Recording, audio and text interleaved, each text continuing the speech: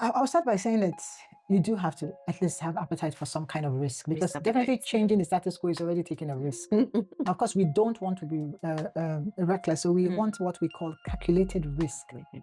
So you want to look at the risk and the reward, and you then prioritize it, and that's why you really go into that scenario plan, and that's what I would say. You One of the key things you're looking for is where you really headed to. I think you should probably have some kind of place you're headed to. It might not be ultimately where you head to. It's like having a vision, but you should. It creates some guidance. It could change, but always have something. I should always recommend that because you can use that to frame this. Because if you use that, then what you're trying to do, does it add to it? Does it take me there? Does it take me closer? Just that awareness is good to know. It's better to say, okay, it's not going to take me closer, but it's going to give me money.